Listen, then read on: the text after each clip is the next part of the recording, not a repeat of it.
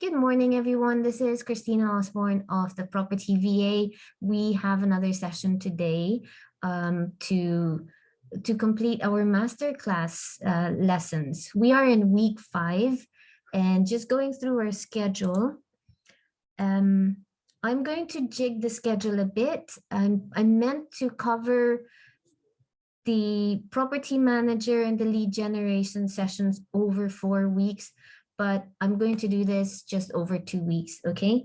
I feel it's more important that instead of spreading this over 4 weeks, that I reserve 2 weeks just for helping everyone out be super prepared before I do the recruitment drive, because I want everyone to get the best chance possible to be, well, yes, super prepared, but also so attractively like a winning VA that you will get jobs through me at the recruitment drives. Okay. Right. So we've covered week 1. We've covered the values that I uphold at the property VA. And then week 2, we've done systemization, which is, before we go on to any skill that you will be utilizing to provide business support for your clients, systemization should be like the thing that you need to learn before anything else, okay? It will make your lives easier. It will make you like super valuable and professional, that the experience that your clients will have from them working with you with systemization skills, it just makes it so professional and such like a positive experience, okay? And definitely there's no frustrations or minimized frustrations, minimized training, minimized downtime, all because you guys have the skills to systemize, okay? And then we moved on to lead generation. So we went over a few strategies and templates. We didn't go over everything. And now the idea of that is I want to see, especially with the aptitude test, that you can, what's the term? You can run with very minimal instructions because you get the basic idea, right? And so that moves us over to, now we're in February. Time flies so quickly. We are now going to move over to the actual systems that I have built and created for my clients. You guys will get a walkthrough of everything that's in these systems, okay? You won't have this shared in your Notion, just that you won't have access to this, which means that you can simply watch the replay to view everything. However, once you become a VA through the property VA, if you get hired during the recruitment drives, then absolutely you will get the full copy, the workable, editable copy of this property manager and lead generation workspaces on Notion. Okay, so today that's just me walking through all the workspaces within these property manager and lead generation workspaces on Notion. As mentioned, I'm going to condense the next 4 weeks over 2 weeks. So we'll do our best, guys, to do this thoroughly today. All right, so for today, we are going to learn one of my TPVA systems, and this is being a property manager. One of the roles that you will be most likely that you will do for a property investor client is that you will do some kind of administration with regards to their property portfolio. So while you are technically, the role is an admin role, what you are doing, you're helping your client to manage their portfolio, to manage their properties. And so I've created this system in order to help you do your role as property manager VAs, okay? Right, let's just move this along to the right side. Let's open this.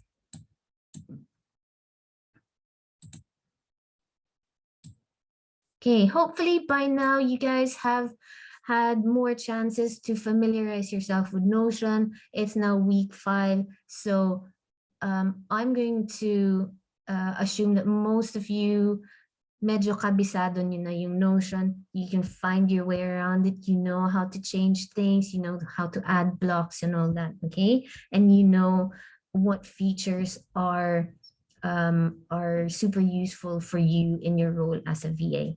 Now, when I say that this is the system that I created, it doesn't mean that it's super fixed, okay? When you start working for your client, you'll find that some of what I created are either irrelevant or doesn't quite work efficiently for your specific role, for your specific client. Therefore, that's why, again, I said, I'll start off with systemization, because if I teach you that skill, then I've got this ready-made TPVA system. It's cookie cutter. With the systemization skills that you were taught in week 2, you can then go off on your own and look at this, start working for your client and think, you know, some of these things, they're not working well for my client. I can change them. You can change them. You know why? Because you have those systemization skills. You had those Notion skills as well. Okay. And so what I'm going to show you here today, this is the standard template. It's not set in stone, but it should give you an idea of how it can be applied for your own role when you start working for an actual client, not just some imaginary client that we're going to discuss today. All right, so this is a property manager SOP, so standard operating procedure. There are 4 sections within this system. The first one is self-assessment records. And then we have tenant database, ACDC, I'll explain what that means, property database, and tradesman database. So your role as property VA, you are going to be dealing with 3 things for your client's business, okay? And those 3 things are tenants, because you're working for property investors. And I would assume about 90% are dealing with tenants who live in their properties, okay? Some of them do not have rental properties. Maybe your client might run Airbnbs instead. It's the same concept, okay? But when I created this system, it is primarily for the landlord property investor in mind. What I might do in the next few months is I might create an additional SOP for Airbnb property investor clients, okay? In the UK, yes, it's called Airbnb, but the industry jargon is called SA, service accommodation, okay? So I might add an additional SOP for that in the future, but for the time being, we'll use the tenant database for today's exercise. All right. Okay, so that's the first group of things or people that you deal with when working for property investor clients. The next one would be the actual properties themselves. So you're dealing with tenants, but you're also dealing with the houses themselves, okay, or flats or whatever the property is. So we need an SOP for that as well. And then the third one would be the tradesman. Now, unless your property investor client is also a plumber, an electrician, a decorator, a roofer, a gardener, a lawyer, an estate agent, which is super, super unlikely, then to run their businesses, these property investor clients, they have a team of suppliers around them that help them run their businesses, okay? Some like to call this their power team. Some just say suppliers.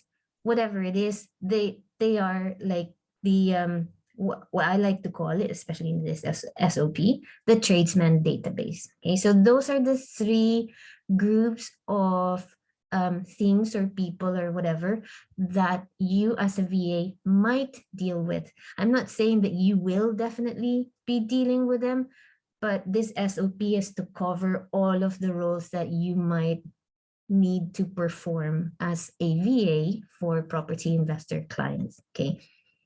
Now, what is this first thing that I put in there? This is self-assessment records. This is what I'd like to call what will set you apart from any other VA out there. So first of all, we start with professionalism, the values that I like to teach VAs at the property VA. So that's week 1. So already with that one, you set yourself apart from any other VA who's looking for work online, okay? Secondly, we go with systemization, right? So this is actually the concrete example of systemization right here, this property manager SOP.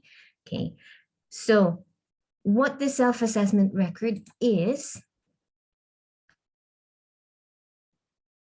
what I hope you guys will do. Okay, it's not a requirement, because obviously when you start working for your client, I'm kind of not in the picture. I'll be there to help you, support you, and all that, but you're pretty much on your own. Okay, but this is my suggestion for you. When you start working for your property investor client, or any client for that matter, it doesn't have to be property investor, okay? If you did this on a daily basis, you report back to your client what you've done, just 5 minutes, that's all it's gonna take you.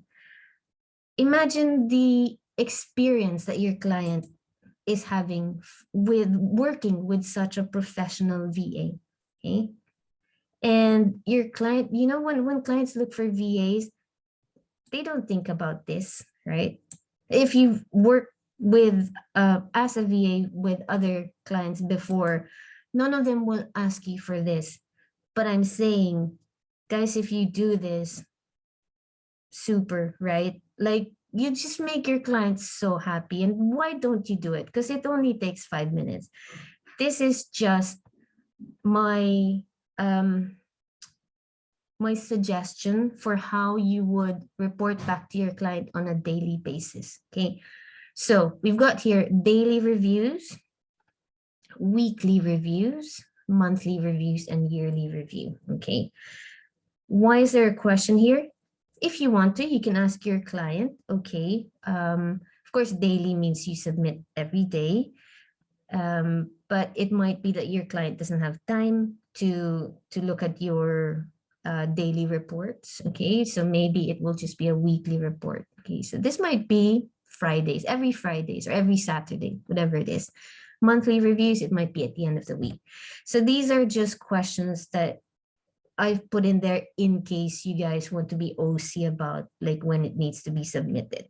But that's not necessary. When you have an editable copy of this workspace, feel free to just delete these sections. Okay. Oh, what happened? Okay. And then just have the daily review log, or just have, in this case, the monthly review. Okay. Right. So that is just me being OC. You don't have to do this question and answer, but if you want to do, then ask your client, when would you like me to submit the monthly review log? So let's just bring it all back to its original form. So self-assessment records is your own self-reporting habit, okay, that I suggest you do for your clients. If not daily, then weekly. Not only will you come across like super professional by doing this, you will get your client to have this just amazing, wonderful, positive professional experience with you as their VA. Okay, so let's go ahead and look at what the review logs look like. By the way, for this one, let's just go back here. Okay. If you don't already know, when anything on Notion, the left-hand side of any block, you click on that, then you can duplicate things, okay? So we've got here, this is the log for all the daily reviews, okay? And I do it by month. So what you need to do is to duplicate this, because that is your template. You don't want to fill in the blank template, because otherwise you'll have to redesign it all over again. So instead of redesigning things, just duplicate. You can rename this. You're going to call this, for example, what is the matter? Okay, we'll call this February. Also, we'll stop making it red. We'll make this black. Let it turn black.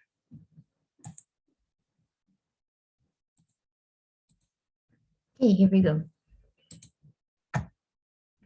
All right, so we've got February. So the log is 5-minute daily report. Again, that's a template, so I would recommend that you do not write on the template itself, but simply duplicate. Sorry, I think I might have edited this in a previous walkthrough. So let's just call that viewed by client, whoever your client is, okay? So rename it. Right, so this is what the template will look like. I'm just going to open this. Okay, shouldn't take you long, should take you 5 minutes. And if you do this on a daily basis, then it means it's super quick, right? So remember, guys, systemization. You do not start working with your client. If you are me, you do not start working for your client until you've pinned down from your client what the daily default task is, okay? So generally, this is probably about a short list, because if it's daily and it's default, then this is the this should occupy whether you're working 4 hours a day, 2 hours a day, 8 hours, whatever that is.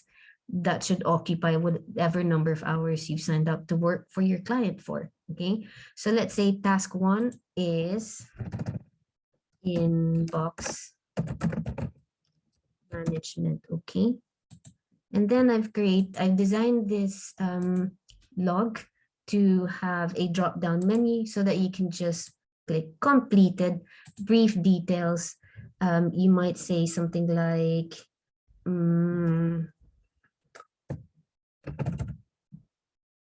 inbox all cleared. If you needed to assign to your client, okay, only if applicable. Let's say for this issue, I think I have an example here. Let's say one of the task 3 was to, I think my example there is video editing, okay, video editing, okay. Needs attention. Why does it need attention? I did not have the file to edit. So you just add to your client. Okay, I'm going to add myself just as an example. Could be task 2, maybe on a daily basis. What do? You do profit and loss reports, whatever. Okay, so it's in progress. You didn't finish it, okay. Too many entries.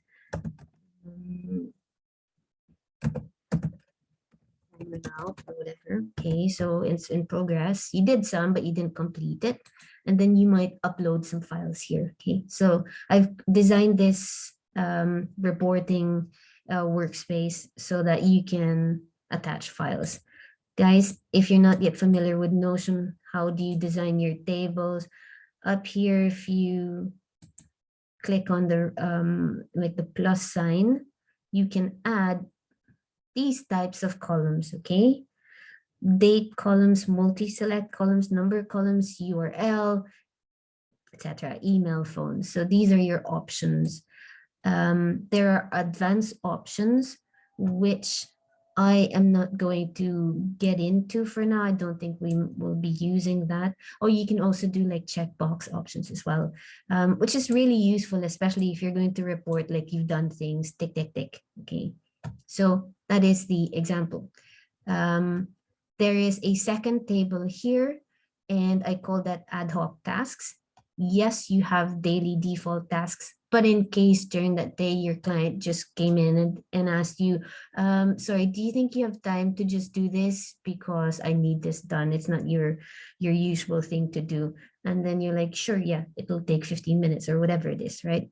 So whatever that task is. Let's say you did some online research for your client, completed. If you had to, for your online research, if you had to create a file, so you can attach the file here. If you uploaded that work onto, let's say, Google Drive, and then for your client to access, then maybe Drive link. You might then change this property type into a URL. Okay, so then you can type it in here. All right. So that is the daily report task. Sorry, let's just navigate back to here.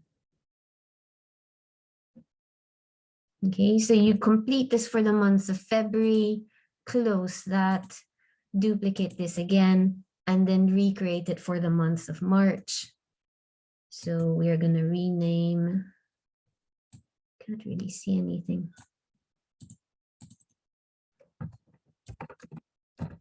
March.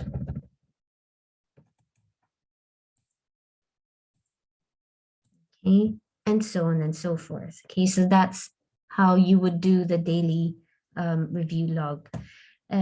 Down here, I think I was just giving an example that you can probably just type whatever you've done in instead of using the tables. But the table is there for you to make it look more professional, to make it just a little bit more systemized. Okay, so that is for the daily review. The weekly and the monthly is more or less the same format, but in this instance, what you're trying to do instead is to condense not the individual tasks, but the focus, okay? Which is also like, it will help your client to identify what it is that they want to focus on in their business, okay? Sometimes you might have a very singular role. Sometimes you might have a multivaried role. Let's say if you're a bookkeeper, that's most likely going to be like super singular.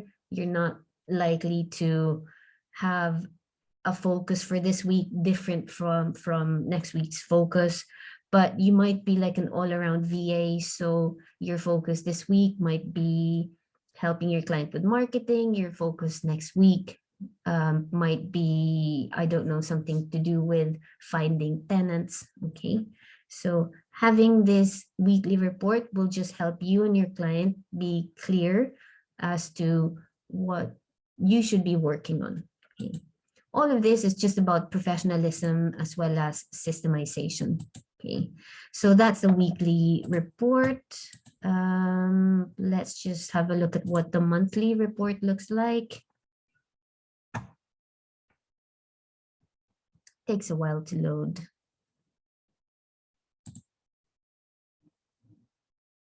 By the way, I hope you also noticed that the daily report is 5 minutes, weekly report a little bit longer, 10 minutes, and then the monthly report, I've put it in at 15 minutes. Okay. So it can be things like, you know, monthly rent report. So you upload the file, monthly repairs report. So let's say as property manager VA, maybe you had to contact plumbers for property A and electricians for property B. So you just record all of that here as a summarized monthly report of all the repairs that took place in your client's properties. There's also a section here where you can talk about your focus that you looked after for the previous month, and whether you and your client were able to kind of tie up whatever that issue was, or is it still in progress, etc. Okay, and just a free for all section here for comments, and then another section down here for going through, you and your client for going through what next month's focus should be. So what I'm showing you here, guys, is that you are taking the lead as a VA, okay, which is just an altogether different experience for property investor clients who've either worked with other VAs before, or that this will be their first time working with virtual assistants, and it's like no other VA experience they will ever experience again. Okay, so there. Hopefully you found this helpful. Okay, that what we've got here is a super professional, simple to use and efficient way of just reporting back to your client. Okay, let's go back here. Property Manager SOP. Right, so that is the first section, self-assessment records. We'll go through the other SOP, and as described earlier, I've created these 3 sections, and they are the tenant database, the property database, and the tradesman database. So we'll start with the tenant database, assuming that you will be working for landlords, for rental property investor clients. All right, so what does ACDC stand for? It doesn't stand for the heavy metal band. It stands for acquisitions, close, delivery, and cash. You could say that's like a very, it's condensing business activities into 4 letters. Okay, so 1,000 business tasks can be condensed into these 4 letters. There's acquisitions, how your client finds clients. Close, how your client makes a sale. So there's a difference. Okay, acquisitions, that's marketing. Close, that's sales. Delivery, how your client provides good customer experience. And cash, how your client earns money, because this is a business. This isn't charity.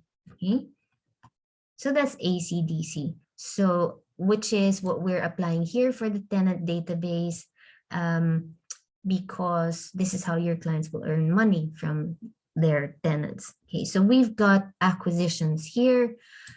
These are workflows that I have pre-designed. So this may apply to your client, this may not. So here's how to revise any of these workflows according to how your client likes to do things. You can rename any of these steps by clicking and then renaming it, okay, which I'm not going to do for now. You can also rearrange steps like that, and the card below that step will follow suit. So let's just go back here. You can also scroll all the way to the right to add, if it's going to be a step that's at the end, or any of these cards, you can simply, wait, oh no, sorry. This is if you wanted to create a new card, so it will go there. Okay, if you wanted to add a step, you will have to do it at the end. So final step, for example, okay. These colors, you can change that by clicking on the 3 dots things to change the color.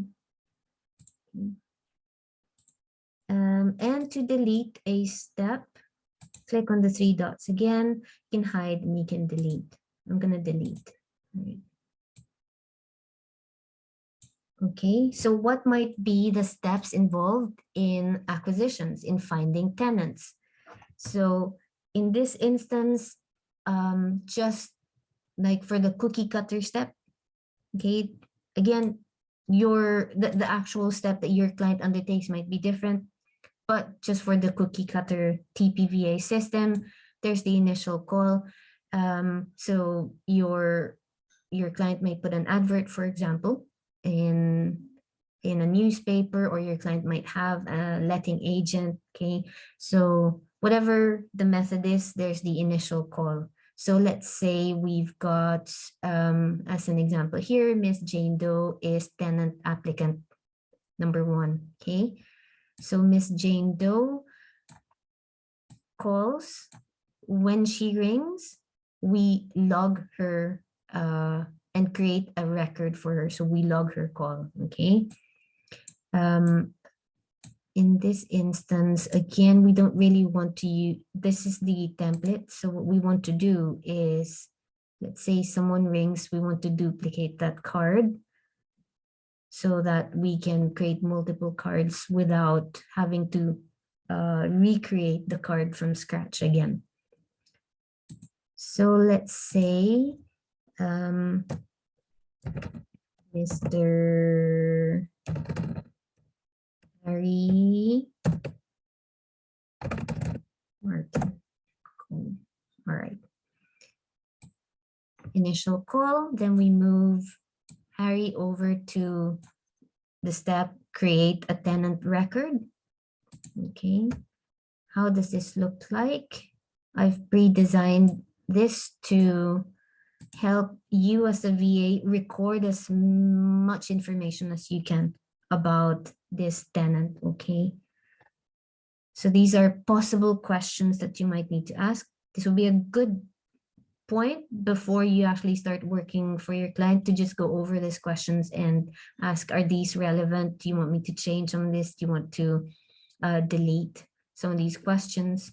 Okay, so all of the steps that this applicant will go through, each card will contain all of those details. Okay, so there might be a telephone script in case you will be asked to be the one to take phone calls. You may not be, there might be the letting agent who'll do that.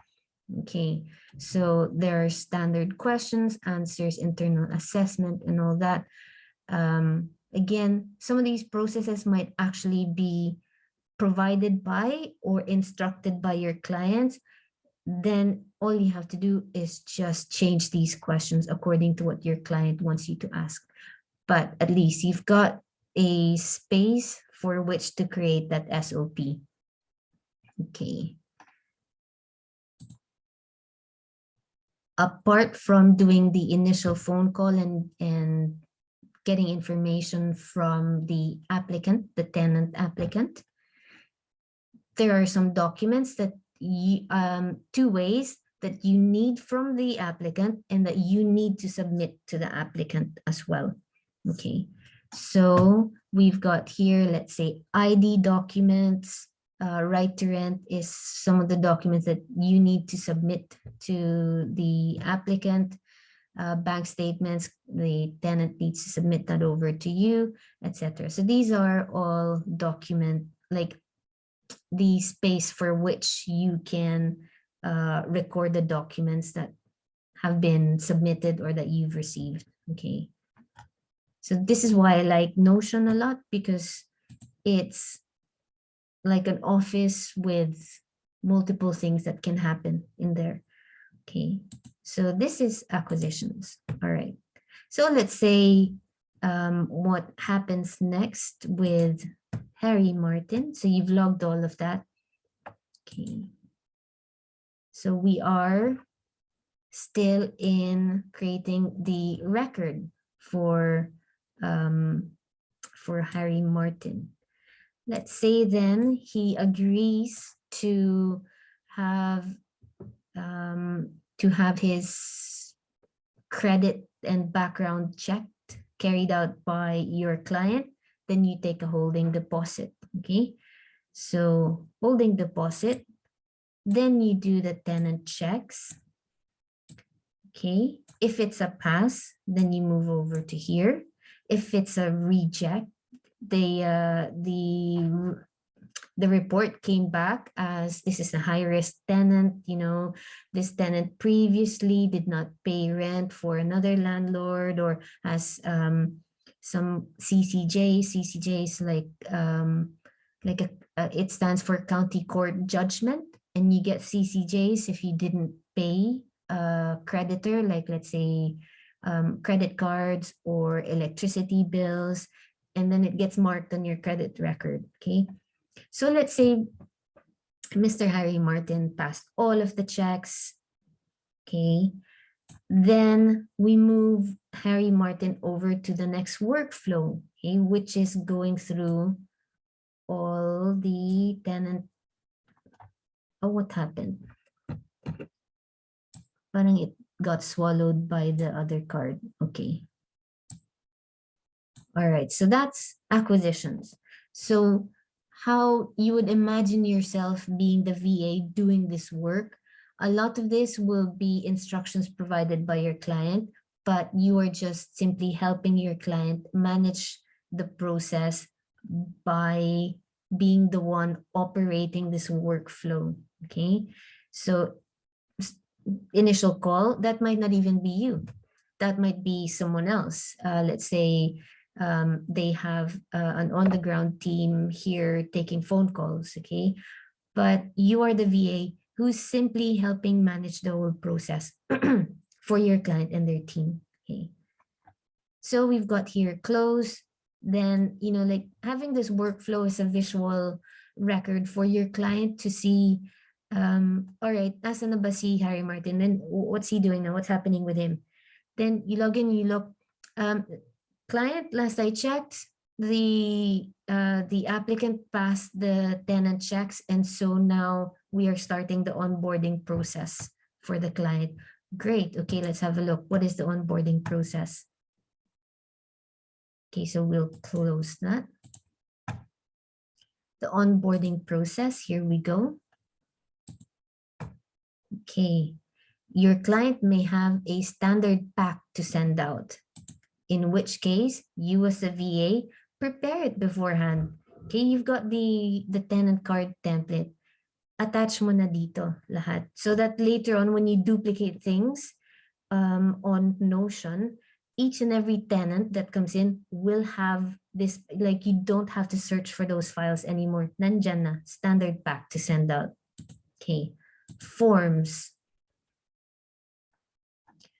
All of these forms are standard. So for example, the AST, that's assured short hold tenancy. That's like a rental document. That's in the UK, it's a legal document that the tenant signs with the landlord, okay? You can get this from your client, obviously, because you won't have that. So this is simply a checklist for you. Whatever other forms here that your client as a standard would like to send out to each and every new tenant, then you simply rename this, okay? And then these things on Notion, they're openable, okay? Either you open that to attach the file onto here, and you do that.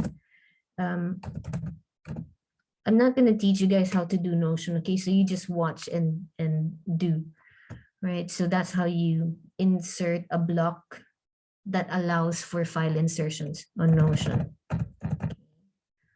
Or you go here and then you press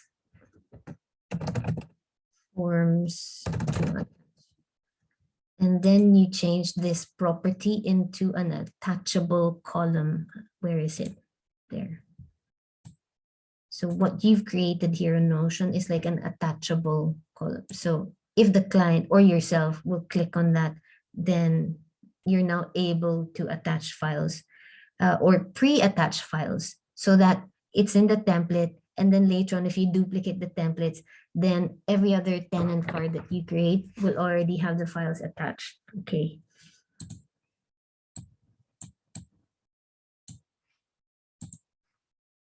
Right, so that's the standard, sorry, that's the forms. And then deposits paid and protected. Here we go. So in the UK, it's a legal requirement for landlords to deposit the tenant into a third party deposit protection service, okay? Like your land, if you're a tenant and then you pay a deposit for your landlord is not allowed to deposit that in their own accounts, in their own bank accounts. It has to be deposited in a protection service. There are different ways of protecting, like there are the first way is for the landlord to deposit the money in the third party service, or that the landlord deposits it in his or her own account, but that they have to pay like a certificate with a third party. Okay. And there's like, because obviously the money is not with them, so there's like extra costs involved. For the most part, landlords just opt not to keep that money and just to give it to the deposit provider. Okay. These are all the information that the landlord will need to provide to the tenant. Okay, so this might be already pre-filled in, and then your role as a VA might simply be to then forward the information over to the tenant. Okay, so the only, maybe there's a couple of fields here that will change for every tenancy. So the reference detail will change, the date of protection will change. Maybe the property address might also change, as well as the deposit amount, but maybe your landlord will use the same provider with the same contact details, with the same service, and your landlord's name or agent name for sure will not change really. So, you know, this might be a copy and paste situation, all right? Again, this is just the template that I'm providing so that you as a property VA, you can walk through this with your tenant at the start of, sorry, not the tenant, with your client at the start of you working for the client, so that you guys can see, oh, is this something that we can utilize in, you know, how we run our business? So it's there, it's an option. Before I go with the recruitment drives, I will always run through this with all the clients anyway, looking for VAs, and I will tell them that they will receive this system. They're happy to use it or not, to change it as they, you know, as they see fit and how they run their business or not. Okay. Move in date, that's just for you to plug in the detail. Okay. So all of this, these are editable spaces. Okay. Each card for every tenant that you create this for will have all of that same information in there. What you need to do is, for every step of the way that you're doing all of this work, because right, you're not doing the work here in the workflow. Okay, the workflow is just for you to have a visual guide as to where you are in the process. Okay, the actual work that you're doing is inside the card for each tenant. So you could be completing all of this, but it's still there, like you forgot to move the card around. Okay, if you think that this workflow is just a bit cumbersome, then you go, oh, you know, to hell with the workflow, I will just work on the cards separately. Like, this is an extra step that I have to keep moving, you know, the cards around, especially if you're looking after, I don't know, 8 tenants, 20 tenants, 50 tenants, for example. Okay, so you might just have, instead of the workflow, you just have a list of all these tenants here. And then if you wanted to find out where where the tenant is in the process, then you simply go through all of these checks and going, right, okay, so we haven't done this, it's unchecked, it means we've not done this, so let's go do all of that. Okay, so I'm just showing you guys that this workspace that I designed, they are meant to be suggestions. Okay, because I cannot foresee exactly how your client likes to work. Maybe they've already got their own systems. Maybe they've already got their own process. Then maybe your job is to translate that process into a new SOP on Notion. But the option is there for you to copy, to utilize, to get inspiration from, and just, yeah, maybe to improve on if you wanted to. Okay, so let's assume that you actually like my workflow. So we shall move Mr. Martin back into the workflow. Let's delete this because it keeps on swallowing Mr. Martin. All right, so there we go. Harry, there he is. So let's say Harry has gone through all these steps and a move-in date is agreed. Great stuff for Harry. Okay, so let's say that move-in date is on Monday, the 7th of February. So what we then need to do is get Martin sorted out for moving in. So that's D for delivery. Okay, what is this tenant's experience in moving in and being welcomed into the new rental property? What do we need to do?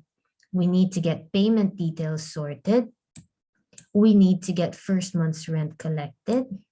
This is all before the tenant even walks through the door, okay? We've arranged with the tenant when he's going to collect the keys. During the move-in, we have arranged with usually a third-party provider to do the inventory. You can't do the inventory because that's like an in-person thing. Okay, so you're the VA. Again, you know, if you go through the week 2 systemization, what is the philosophy behind systems is that you as the VA and the business owner, okay, the client, none of you are doing the work. You are simply operating the system. Okay, so this is why I've created this SOP. You're helping the client to run the business by operating the system. Okay, so we've got here inventory check. What does that mean? That could mean for you as a VA, you'll discuss with your client, hey client, you know, Harry, he's moving in on the 7th of, is it 7th? The 7th of February. I don't think we've arranged who's going to do the inventory checks yet. Would you like me to do that? And then the client goes, oh, thank you, VA. Yes, please. Then you might go, oh, I don't know who does your inventory. So you ask your client, who does your inventory? Would you like me to call the same person? And then your client will say, you know what? Harry is my first ever tenant. I don't know. How about let's Google and find out who can do an independent inventory service. So let's have a look at that. Rental property inventory service. Let's say your client is in Liverpool.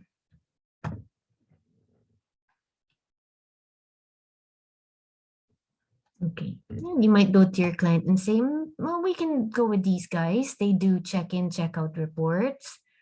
We can, you know, here we are. Oh, this looks like also a reputable company, whatever it is.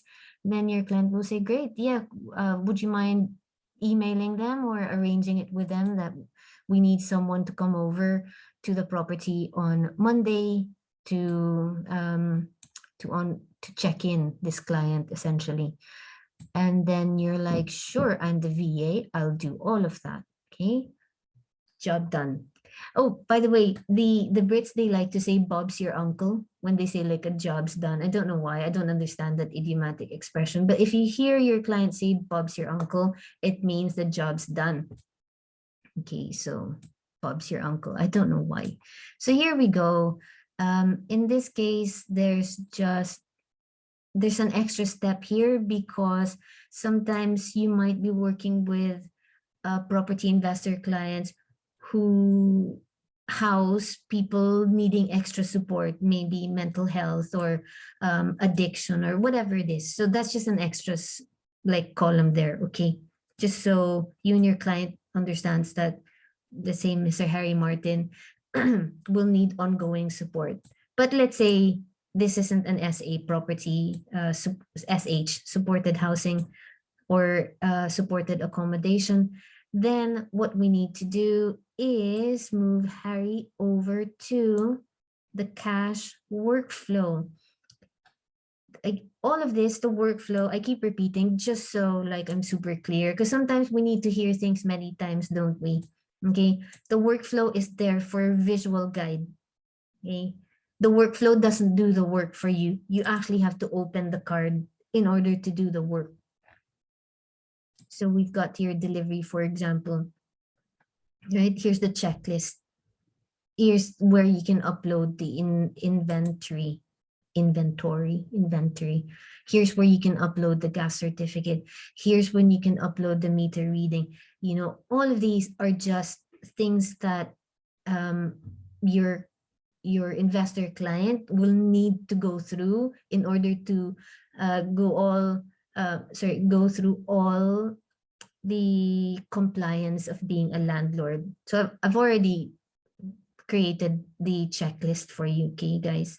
You can help your clients though with it, okay? You can just say, oh, I don't think we've done this one yet, so shall we do this one? Shall we? So again, all of this is like a visual clue, a visual guide that things need to be done, okay? If it's not ticked, double check. Do we really actually have it that we just didn't tick this box? Or do we actually or did we actually forget to submit that to the client, in which case let's go ahead and do that, okay? Right, so where were we? We were in cash. We need to help our clients make sure that your clients get paid. And where are we? I don't want to confuse you guys. So let's go back to the workflow for a second, okay? Again, the workflow is just a visual guide so we know where we are with the work that we are doing for our client. So we are here. Harry Martin has now moved in as a tenant. Now, it might be that your property investor clients have another VA doing bookkeeping, or an accountant doing bookkeeping, or a letting agent receiving all the rent, in which case you might not even need to do this part. But in case you need to have any involvement in this role or in this task, then it's good to know what you can do to help your client. Okay, so we've got here Mr. Harry Martin. In the C section, in the cash workflow, it's very simple. I only have 3 sections here. Is he an on-time payer? Is he a regular, does he regularly pay rent? Then he's on time. Does he sometimes like forget to pay the rent? Then we move him in the slight delay column, okay? Maybe he just needs, I don't know, to be reminded. So maybe you might put, your client might ask you to put some kind of systems in place to, on a monthly basis, send an email to the client to say, hey, heads up, rent is due in 7 days. Make sure that you prepare payment or whatever it is, okay? Then we go to the point where Mr. Martin hasn't been paying rent for like 3 months already. What is going on? So then if the card is moved here, maybe you're the one who moved it there because you've been discussing it with your client, or maybe your client himself is the one moving the card here because he's been advised by the accountant that Harry's not paid for several months now. What do we need to do with Harry? It might be that we do a claims process. We might need to find out why is he not working? Sorry, why is he not paying? Has he stopped working? Has he been laid off? Whatever it is, okay? So this is just, it's a bit nerdy, but this is like the playground for you as a property VA to tweak, to improve on, to copy, to create how you perform your work for your property investor client. Okay. Let's just, here's what we're gonna do for now. Okay, so this is the tenant database in the property manager SOP.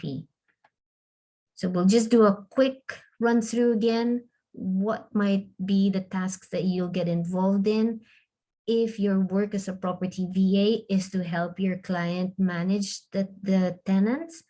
Then your work might involve the acquisitions part of bringing in, finding new tenants.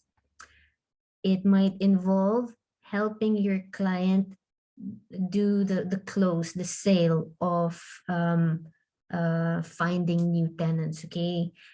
Having forms signed, having deposits paid, move-in date agreed, and all that. Your work, again, also might involve in providing customer experience for your client's tenants, okay? Has the new tenant paid the first month's rent, inventory, etc. Okay. Cash, this is providing support for your client in that his business is earning money, okay, that there's income coming through in the business. So that's for the first database, that's the tenant database. We move on to the property database and the tradesman database. So, of course, apart from dealing with tenants, because tenants are the ones that, well, tenants are your clients' customers, okay? So you have a database, an SOP for dealing with tenants. We also need to have a database as property VAs for our clients' properties themselves.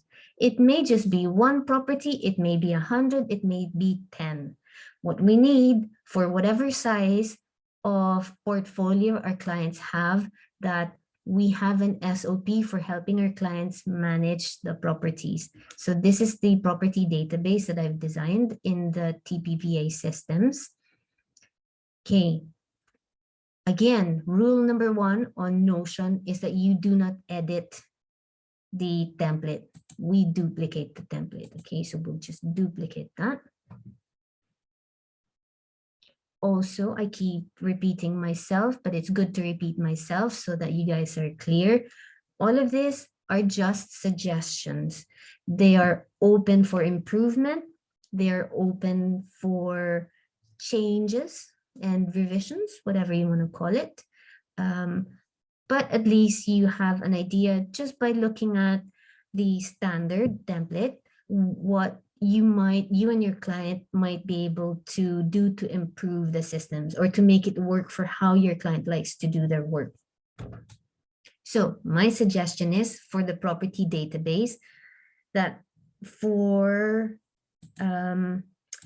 that first of all, that you name your database with the strategy and the location. If you've gone through week, what week would that be? I think it was week 4 when we went, week 3, when we went over different types of investment strategies for your clients. Then your client may have, for example, HMOs in Liverpool. The same client might have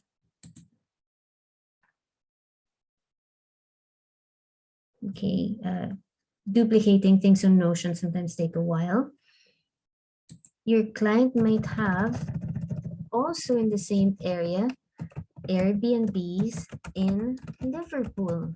So that's why my suggestion is that for the database that you name each database with a strategy and the location. Now, if your client is very singular in their strategy and their location, then you may not need to rename it as strategy plus location. You might just name it the one name, okay? Or the one area, Brighton. Also, because let's say earlier, my other example was SA plus Liverpool. What if your clients still just only singularly likes to do HMO, but not in Liverpool? Maybe your client will have also HMOs nearby in Chester. And so that's why it's good to name each database with strategy plus location. Okay, again, with tables on Notion, you don't have to just limit yourselves with how I created this database. Feel free to like add columns here and add properties like files, or I don't know, maybe you'll have categories here.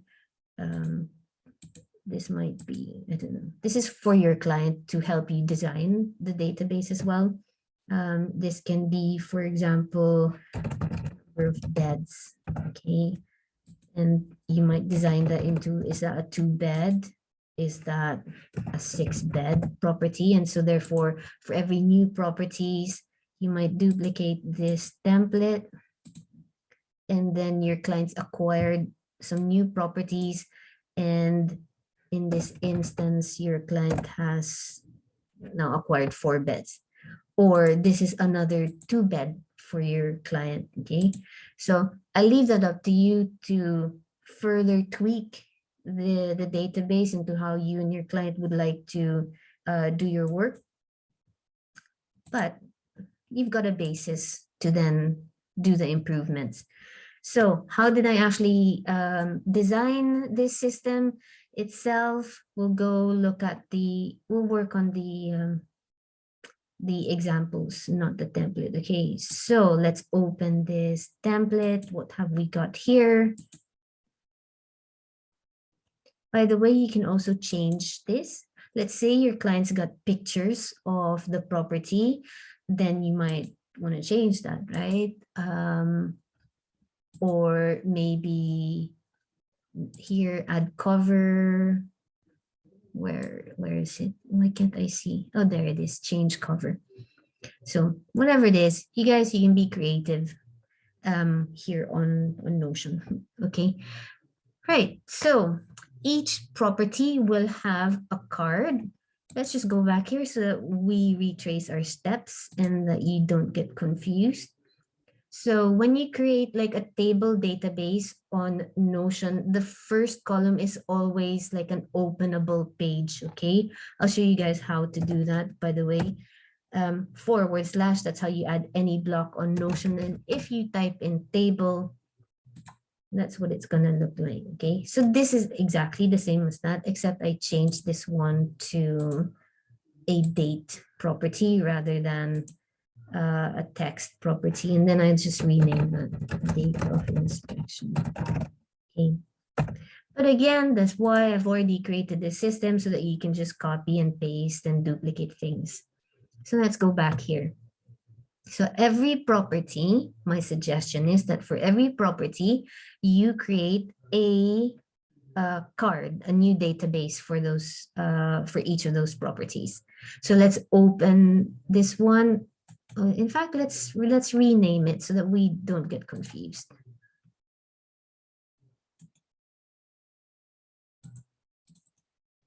Okay, we'll call this 123 Stephen Street. Okay, so let's open 123 Stephen Street. Let's say your client acquired this last month. They finished the refurbishments, and so now it's ready to have tenants move in. Okay.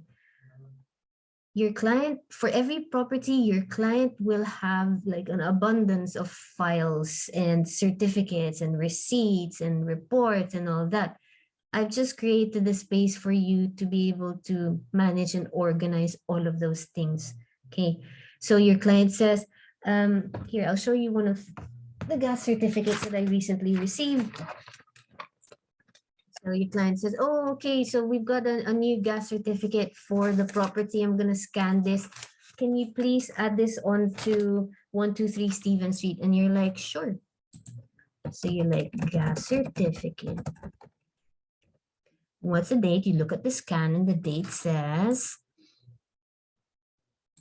1st of Feb.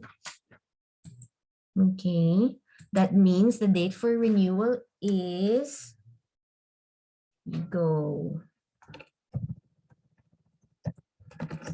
1 Jan 2023. Invalid date. Oh, okay, because it's American, this one. 31. And so then, like, you want to remind your client that a week before that he needs to, or that you need to ring up the same gas engineer to come around again to do the inspection for the following year. Okay, you might assign this to yourself, for example, that you will be reminded by Notion that you need to do the gas certificate again for next year. Okay, so any other licenses, certificates that your client needs for the property, then you just keep on adding it here, okay? So what I'm trying to show you here, guys, is that you may not know everything that you need to know to perform your work for your property investor clients, but you have the how would I say this? You have the space to perform that role when it does happen. Okay, so here we are. You may not know all of the documents that you'll need to upload, but you sure know how to then log that new document down here. Okay, this is for each and every property. Okay, guys, expect that for each and every property, you will be dealing with lots of scanned documents and contracts and licenses and all of that, and receipts and inspection reports. And so I've just designed this for every VA to be able to have that space to just upload those documents in like an organized and professional manner. Okay. Right, so this is the section for certificates and licenses. Now we've got reports. Properties breakdown, okay? Boilers need to be repaired. Water pipes bursts. Knock on wood, burglaries happen, so you need to change, well, not you, but the client needs to change doors. Or there was a storm and the roof, some of the tiles in the roof flew away, whatever it is, okay? So eventually things like that might happen. And so therefore you can help your clients organize the repairs. Okay, your client might like text you on WhatsApp, hey VA, last night the tenants reported that so and so happened. Or in fact, you might be the contact for the tenants. Okay, you've got like a WhatsApp account, and then the tenants text you, um, um, let's say your name's Jennifer. Hey, Jennifer, I live at 123 Stevens Street. Could you please let the landlord know that the boiler's not working? And then you're like, yes, I will. Okay, thank you for letting us know what's happened. So then you go to your client and you say, so and so tenants reported that the boiler stopped working. I'm just letting you know that I'm on it. Okay? Hindi ka na naghihintay ng instructions for your client. I'm on it. I will give the plumber a call. And I'll just give you some updates when I know when the boilers, when the, what did I say? When the plumber is gonna come around to the property. That. In the meantime, you're here, you're the VA, you're super VA, you're like, okay, let's duplicate this card. And then you go, right, today is the 3rd of Feb.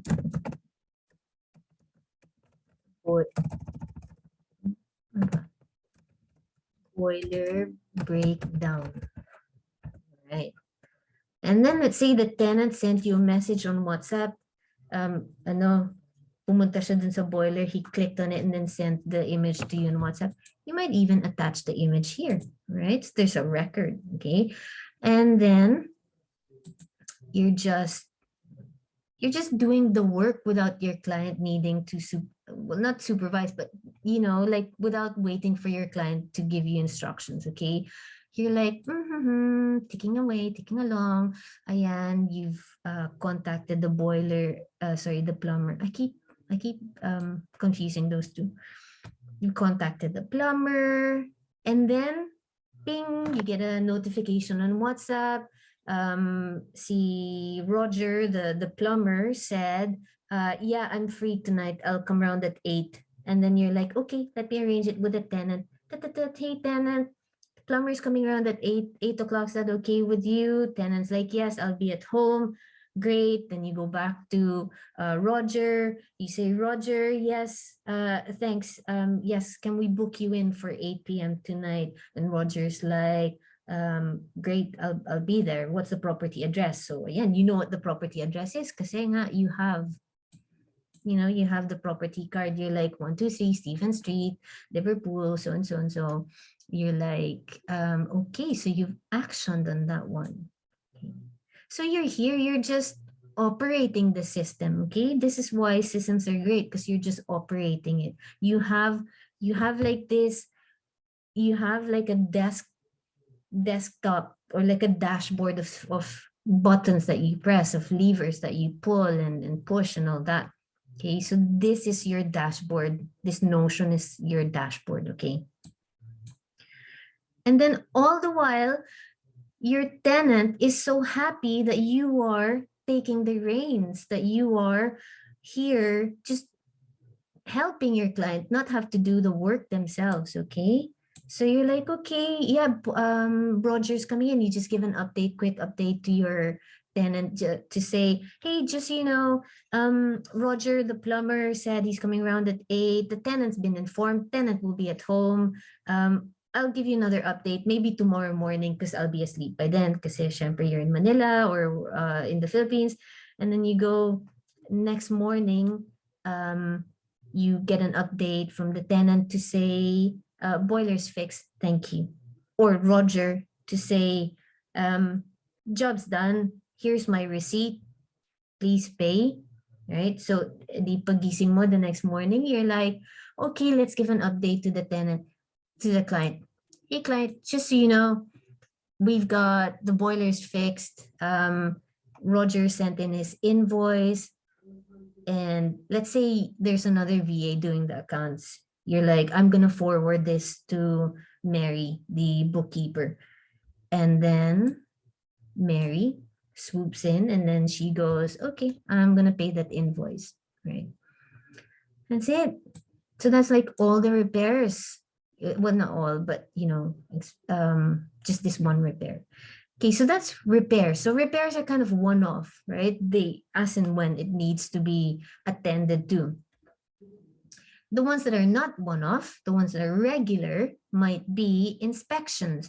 Now, depending on what type of property your client has, inspections can be monthly, inspections can be weekly, or every other month. This is for your client to decide. Okay, so when that does happen, your client says, okay, we have regular inspections every last Friday of the month.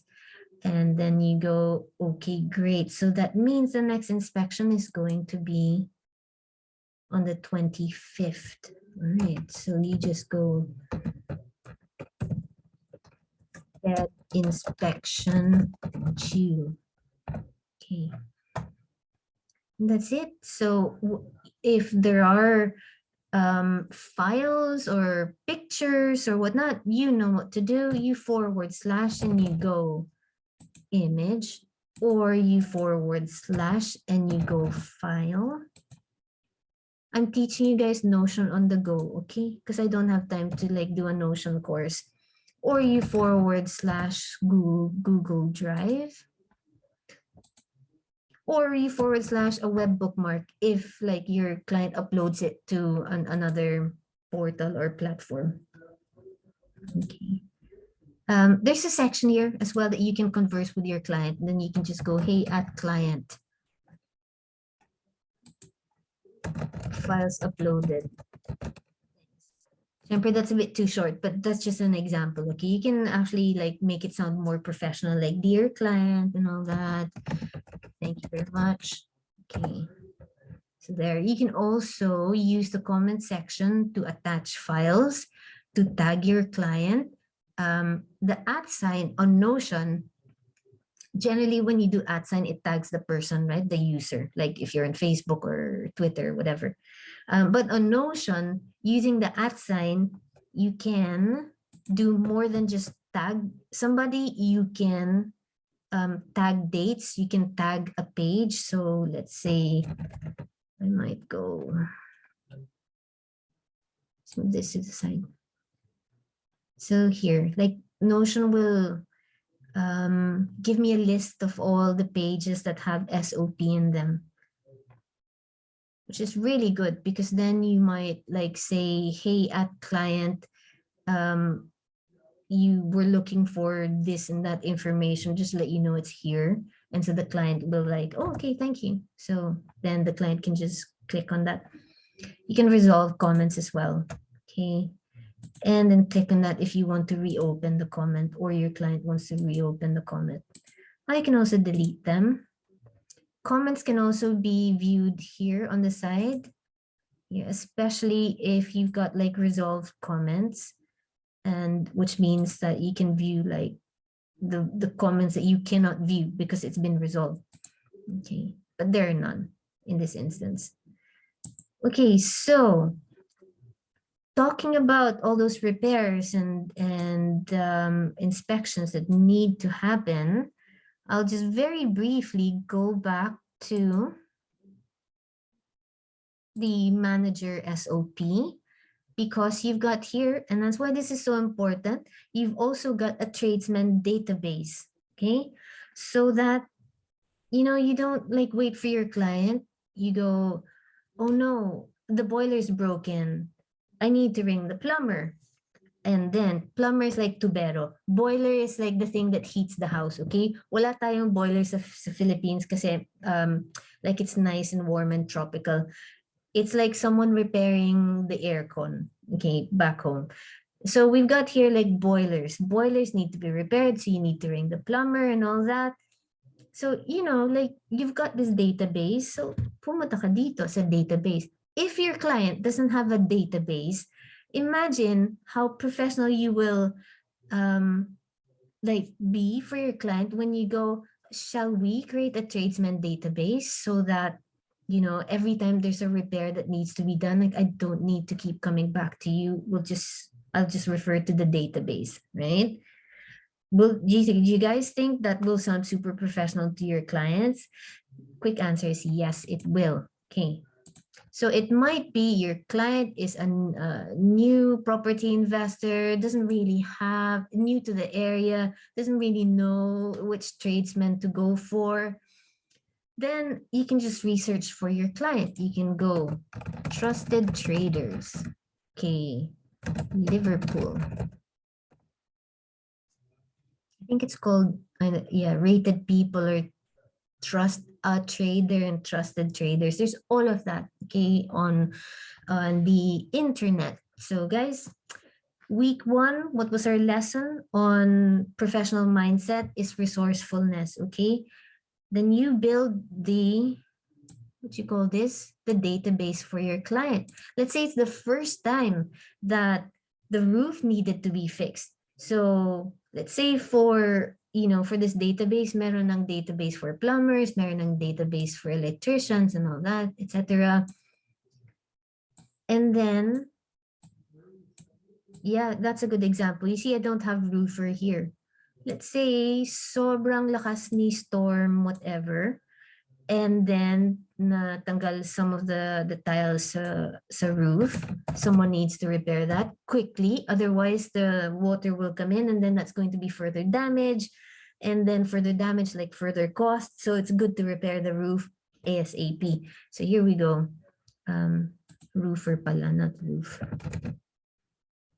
Okay, roofer. Okay, so you're like, okay, no worries, client. I'll get on Google to find a roofer, a local roofer. Whether you go on Google, whether you go on Facebook Marketplace, wherever you find that roofer, then you start creating like a new database for that. We've got here, Jay Patel is a roofer.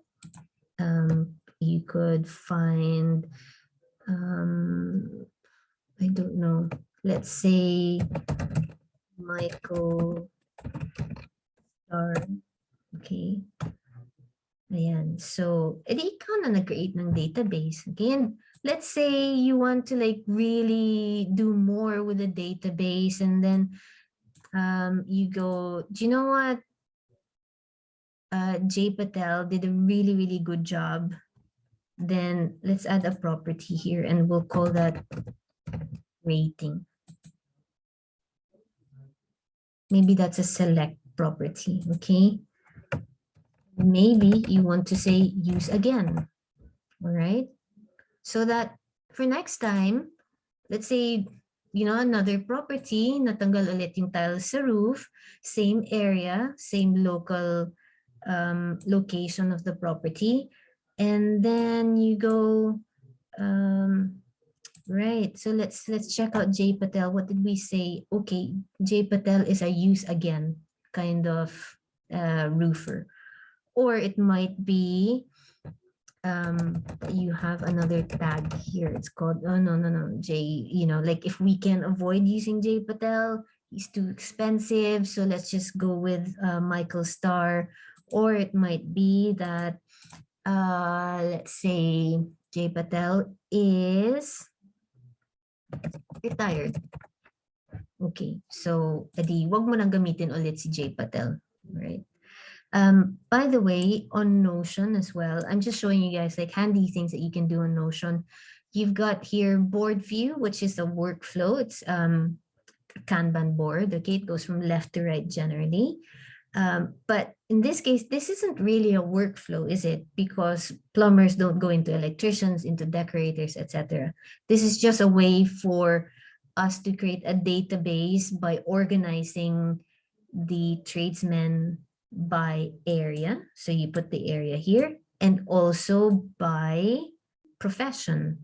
So we've got builders separate from handyman, separate from roofers, from locksmiths, etc. But we've also got a table view, a list view as well. So if we go with table view, for example, we've got their classification here on the left side. So maybe not status. Di ko alam about status. Oh, I think that's the default. On Notion, like these headers are called statuses. Okay. Don't know if we can rename that though. Let's just go with table.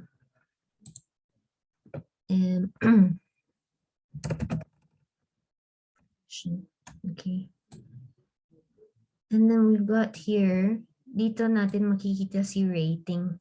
Let's move the rating property here at the top. All right. And then, by the way, as soon as you create that property, all the other entries, you can use that same property. Right. Like you don't have to go to each and every card. Like I only created that for Jay Patel's card, but Notion's kind of smart. It knows that you might also want to use the same categorization for the other entries, okay, other cards. Okay, so too expensive. Well, let's say C. Peter Michael is like poor quality, for example. Right, okay. So like this is like an easy to reference list of tradespeople that you can contact. Sorry, I forgot to unname this. I renamed this in a previous presentation. So this can just be location. Generally like city or town, maybe even like a county, like West Yorkshire, for example. But this would typically be the city, okay, for your client. So that is the tradesman database. Okay, so you can create and duplicate this for multiple cities that you've got. Okay. That's it. So that is the property manager SOP. There's one section in the property database that I skipped because I wanted to go to the tradesman. let's look at this again. So for every property, I've included an evictions process down here.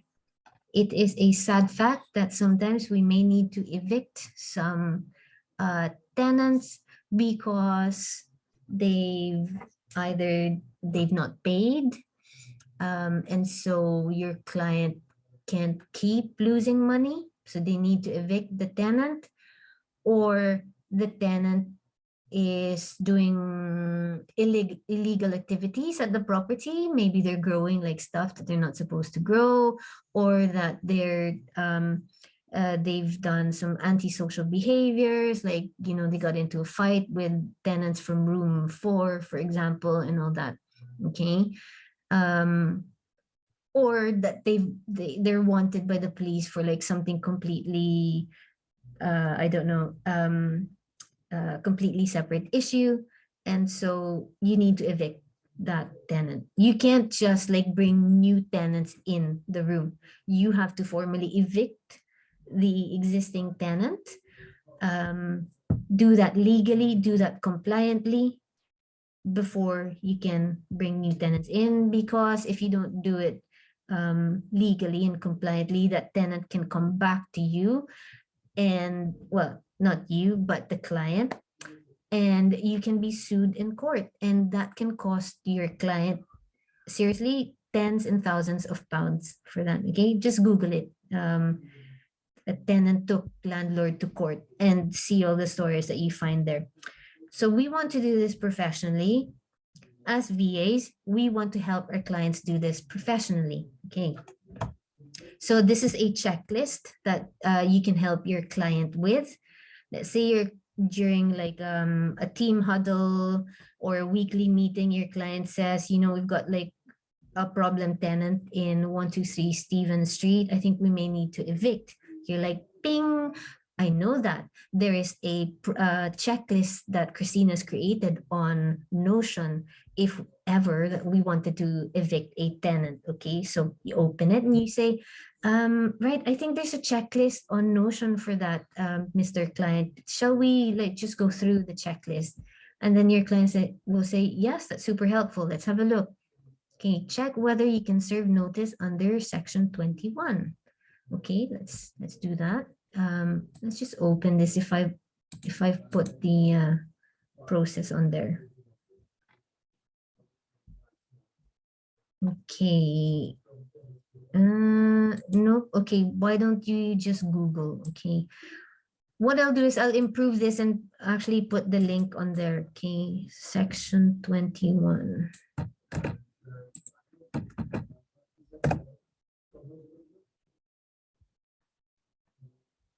Evicting tenants.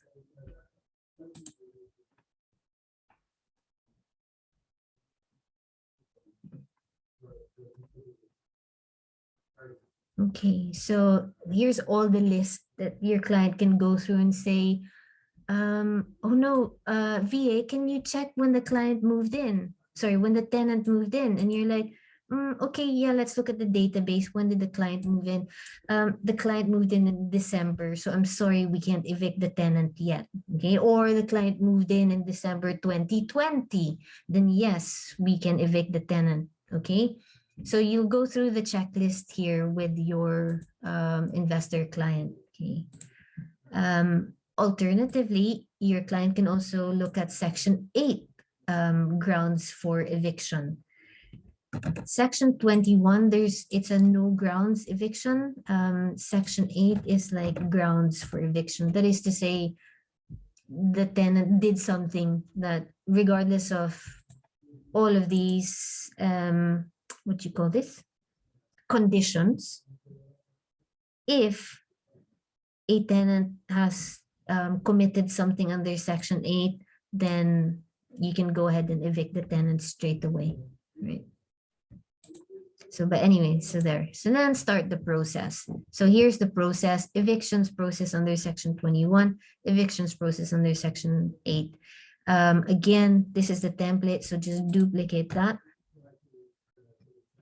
Again, this is the workflow. It's for you to be able to operate rather than in a way like let this do the work for you. It's not going to do the work for you as well. This workspace, it's a visual guide for you to know where are we in that process. Have we started? Okay. Have we sent out the, so started is, here we go, notice served pala. Section 8, okay.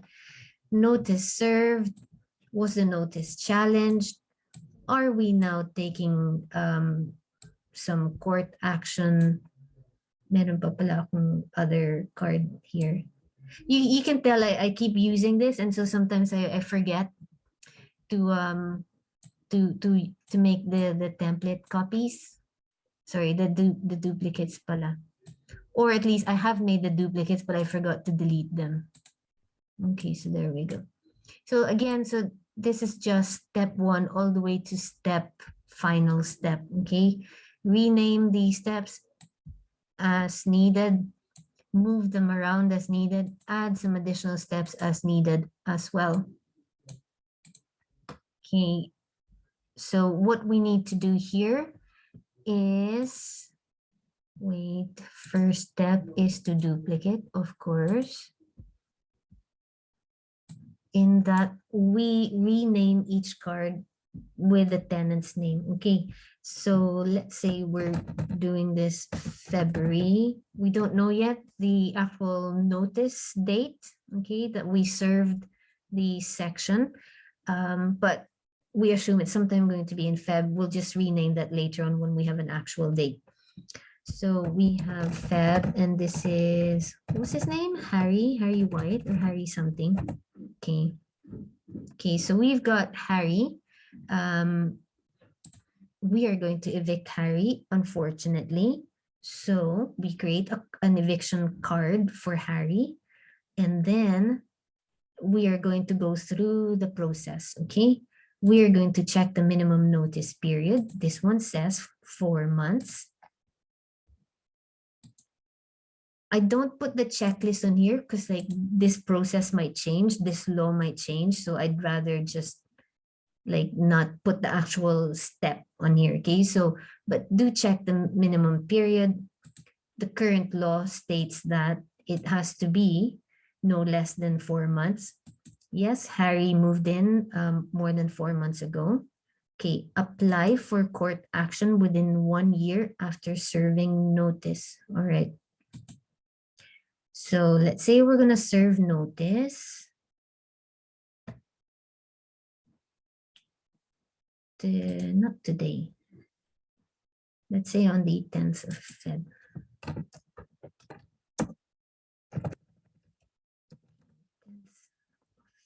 So we are going to serve notice. How do we serve notice?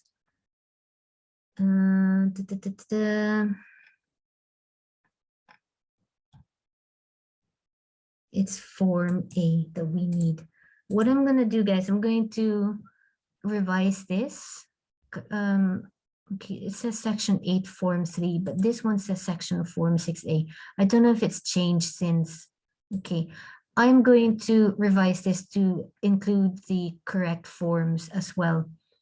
Okay, but what we're trying to do here is that we need to create that card for every tenant that we want to serve notice. Okay, so once we've served that notice, let's say to Harry White, we can move this card now if we get a challenge from Harry. Okay, maybe Harry wants to contest what we're putting in the notice, and he's saying, yeah, but you know, I did pay on these months that you said I didn't pay.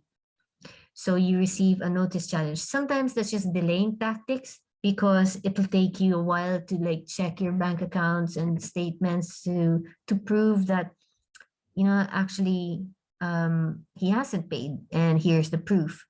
So you take Harry to court. So now this card moves over to court action, all the way over to court hearing, etc. After the court hearing, if your landlord client wins the case, then we'll have bailiffs come around and then we'll recover the property. Okay, you might put a final step here to say resolved. But for me, the final step here is that the property's been recovered. So that is just one of the processes that I've included in the Property Manager SOP. On Notion, by the way, guys, you can create breadcrumbs here at the top. It's not automatic. You have to create the breadcrumbs yourself, okay?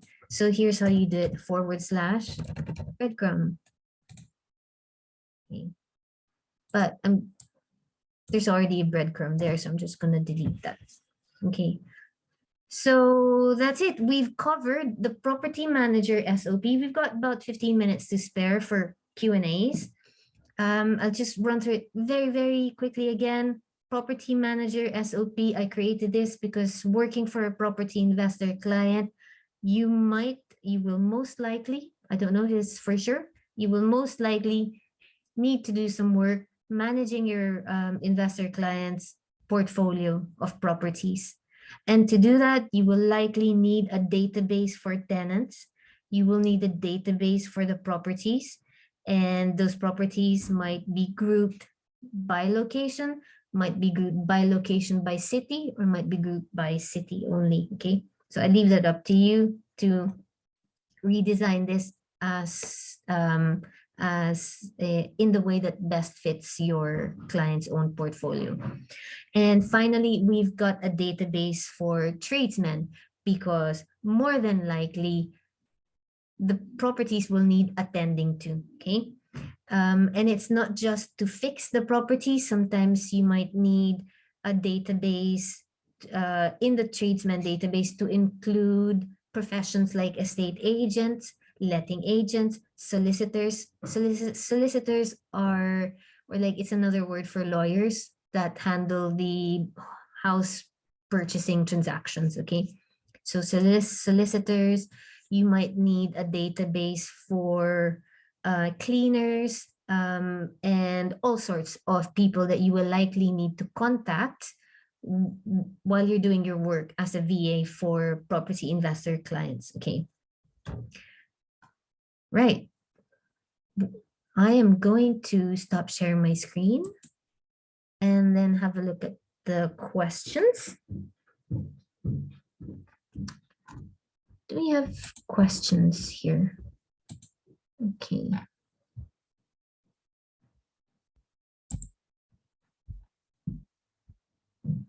Right. Okay, so reading through the questions.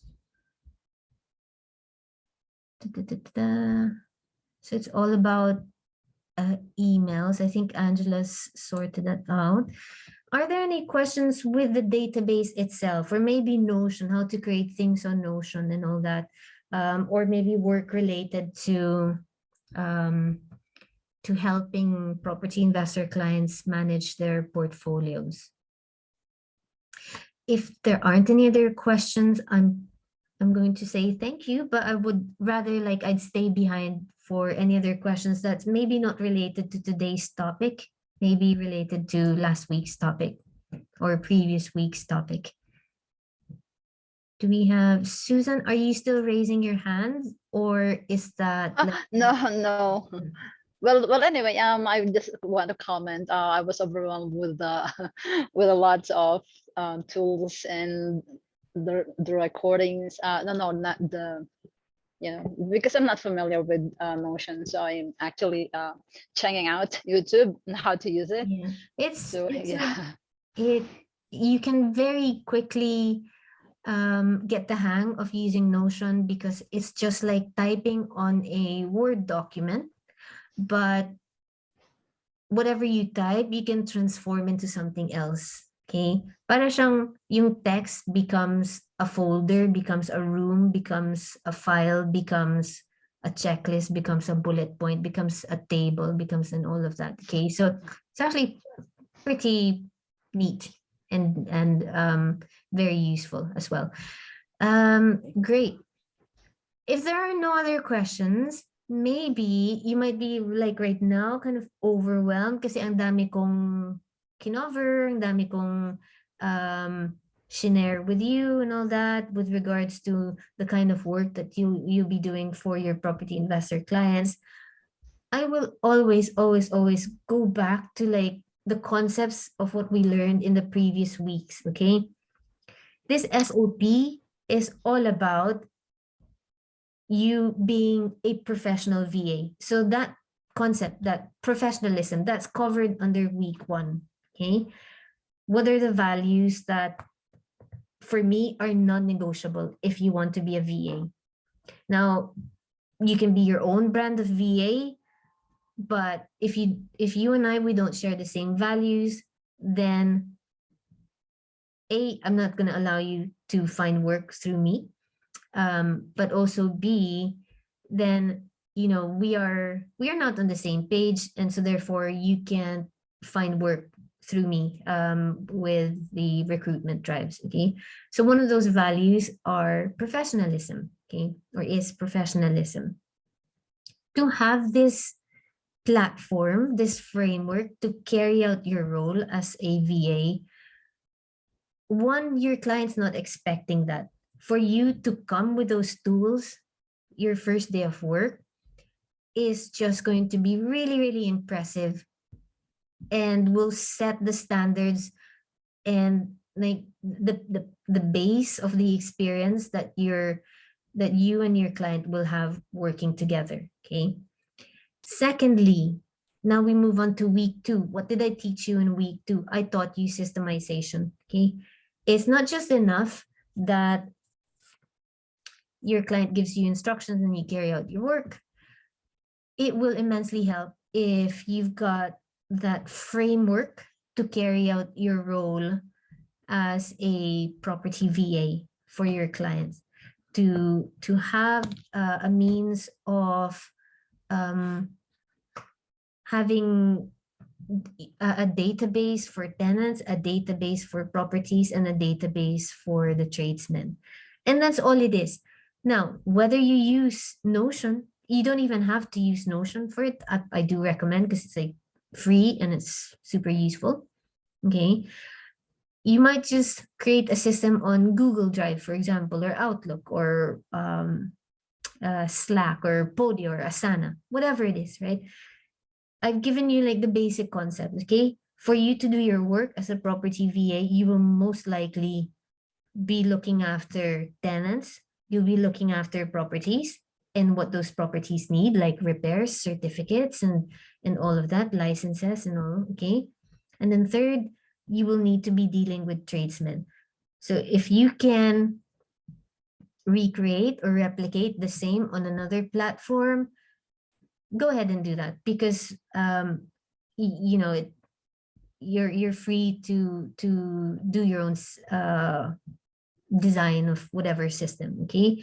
But today's lesson was just to give you guys an overview as to how you might, or what you might expect in terms of the work that you'll be carrying out as a property VA. Great. So thank you guys for attending today's session. I'm glad we finished early today, unlike last few weeks where we kind of always overspill after 1 o'clock. But I'm so glad you joined me today.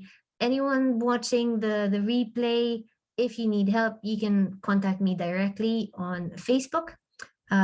Also, if you go to the Facebook page, there is a WhatsApp button there, so you can contact me by WhatsApp as well. That's it, guys. Thank you so much for joining me, and I'll see you next week. Next week is the last and final learning session. After that, it's going to be reviews, okay? I wanted to share just one last thing. I forgot to do this. Okay, excuse me.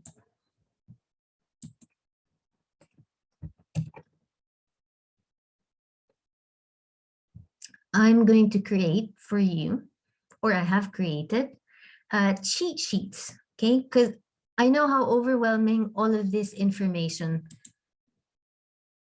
is for all of you guys, okay? So we've got here, I'll just expand that for a bit, the schedule of topics and classes for the masterclass.